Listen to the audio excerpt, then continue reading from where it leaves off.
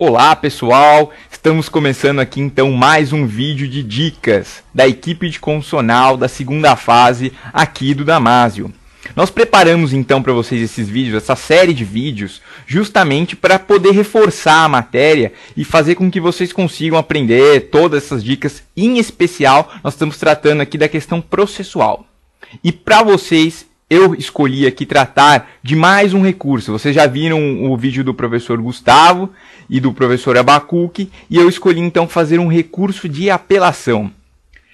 Quanto a esse recurso, qual é o fundamento legal desse recurso? Bom, você já pode anotar no seu vadimécum, se você tiver aí com sua caneta colorida, já pode marcar. Ele está previsto lá no artigo 496. Esse artigo então estabelece aquele rol dos recursos, então você já vê lá. A apelação é uma das formas de recurso. Que mais? A gente tem um outro fundamento? Sim, nós temos no artigo 513 até o artigo 521. Lá ele traz todo o procedimento da apelação. De um modo assim bem simples, como a gente pode definir a apelação? A apelação, então, ele é um recurso interposto em face de sentença. Nós temos, então, uma sentença e qual a finalidade dele? É levar aquele caso que estava sendo discutido para um outro órgão superior, para que lá ele possa analisar novamente ele vai reexaminar a matéria e depois ele pode ou reformar total ou parcialmente, ou então ele pode anular aquela decisão. Então, veja, é um recurso que vai ser interposto em face de sentença. Ah, mas eu não sei o que é uma sentença. No Código de Processo Civil nós temos a definição. Lá no artigo 162 está definido o que é sentença. Então vejam, é o recurso cabível em face de sentença. Isso é o conceito geral da nossa apelação. Com relação à tempestividade, o nosso recurso de apelação ele tem um prazo de 15 dias. Então, a partir da intimação da decisão, você tem 15 dias para interpor. E está previsto lá no artigo 508 do CPC. Que mais que nós podemos dizer sobre o recurso de apelação? Ele tem efeitos? Sim, todo recurso ele tem efeitos. Nós podemos dizer que ele tem dois efeitos no nosso recurso. Ele tem o efeito devolutivo e o efeito suspensivo. Em regra, ele tem esses dois efeitos. Primeiro, efeito devolutivo, que significa ele devolve a matéria ao tribunal superior, que vai discutir essa questão novamente. Então, eles vão reanalisar. É o efeito devolutivo, devolve a matéria. Eles vão analisar novamente. O outro efeito suspensivo.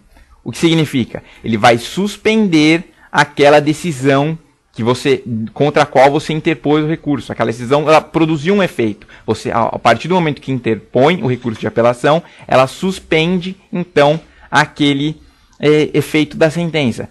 E como eu disse, é regra. Em regra, nós temos o efeito devolutivo e o efeito suspensivo. Mas há casos em que a apelação ela só é recebida no efeito devolutivo. E quando acontecem esses casos? O próprio CPC já estabelece ali um rol. Lá no artigo 520. Como exemplo, eu dou para vocês a sentença que confirma a tutela antecipada, ou então nós temos também a sentença que rejeita ou indefere embargos à execução. Tem outros exemplos, vocês atentem-se a esse artigo, verifiquem, marquem com a sua caneta colorida, a sua filipeta e já deixem esse artigo destacado. Agora, vamos pensar numa estrutura. Como nós estruturamos a nossa apelação?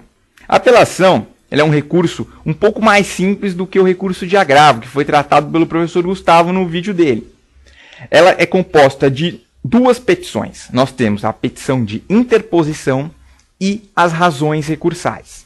E como funciona? Como é a configuração, o modo dessas duas petições? Na petição de interposição, você vai endereçá-la ao juízo ACO, naquele em que foi proferida a sentença.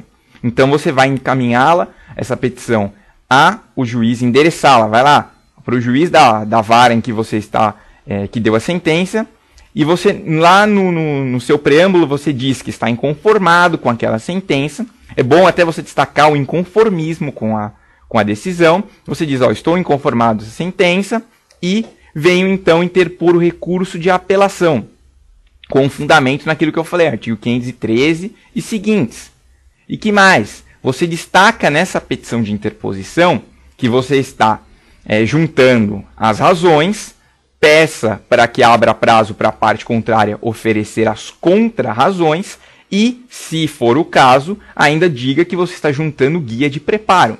Sim, porque se o enunciado não mencionar que teve o benefício da assistência gratuita, nós temos então que recolher o preparo.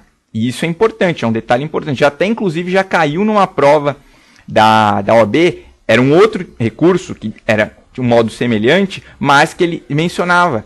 E era um requisito que constava, inclusive, no gabarito. Caiu naquela ocasião, caiu um recurso ordinário, constitucional.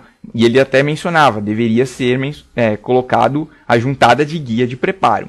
Então esse é o estilo da sua petição de interposição. Depois nós temos as razões recursais. Nas razões, aí nós mencionaremos. Primeiro haverá, você coloca as razões, o título, coloca lá quem é o apelante, quem é o apelado, o número do recurso original, da ação original, e depois nós temos aquela saudação ao tribunal. A gente coloca lá, egrégio tribunal, colém da Câmara, ínclitos julgadores, até aí tá bom. Tem gente que gosta de fazer saudação à procuradoria, assim, eventualmente, ao cartório, não precisa. Só esses três tá bom, ao tribunal, à Câmara e aos julgadores. Depois vem o breve resumo, você explica mais ou menos o que aconteceu até aquele momento processual, conta que foi proposta uma ação, teve contestação, teve algum eventual incidente e teve a sentença ao fim. E dessa sentença, você não concordar, você está então interpondo o recurso de apelação. Fez esse breve resumo, passamos então às razões. Lá é a fase de convencimento. Você vai expor então todos os fundamentos que você entende que devam ser observados pelo tribunal para que então aquela sentença possa ser ou reformada ou anulada. E aí, no fim, nós temos feita toda essa parte das razões, você coloca os fundamentos, sempre lembrando, primeiro os fundamentos constitucionais, nós estamos aqui na área de constitucional, começa sempre pela Constituição, depois os fundamentos legais. Sempre fazendo aquele esquema de raciocínio jurídico. Como que funciona isso? Eu menciono o artigo, explico um pouquinho e faço uma conclusão. Esse é o esquema básico que você deve adotar. Feitas as razões, nós vamos para o requerimento final. Requerimento final, você vai colocar, o que você quer com essa apelação? Qual o objetivo dela? Você está, então, interpondo essa apelação para que, primeira coisa que você vai pedir, para que ela seja conhecida, depois provida para reformar, total ou parcialmente, ou então anular aquela sentença. Depois nós temos os termos em que pede deferimento, local e data e assinatura. Então vemos, essa é a estrutura básica de uma apelação. E dica para vocês, quem faz uma apelação faz um recurso ordinário constitucional, também consegue fazer um recurso especial e um recurso extraordinário. O modelo é semelhante. É lógico, cada um tem uma especialidade, um detalhe, mas digamos assim, a parte geral, todos esses conceitos que eu passei para vocês, na verdade, vocês devem usá-los, que servem de base para todos esses recursos. Dica final agora, com relação ao recurso de apelação. Nós estamos, então, na área de constitucional. E nós temos os remédios constitucionais, e muitos deles, em face de sentença, nós podemos, então, interpor o recurso de apelação. Destaco para vocês, mandado de segurança. Lá na lei do mandado de segurança, nós temos previsão para apelação. Se nós temos uma sentença em mandado de segurança, isso em primeiro grau, no artigo 14 da lei 12.016, que trata do mandado de segurança, então lá está previsto que é possível você interpor o recurso de apelação. Que mais? Temos também cabível na ação civil pública, porque ela segue o rito do processo ordinário, do rito ordinário, do CPC. Depois nós temos na ação popular, também tem previsão expressa, lá no artigo 19. Ele trata da apelação em sede de ação popular. E em habeas data? Também tem. Artigo 15 da Lei 9507 de 97. Essa é a lei que trata do procedimento do habeas data.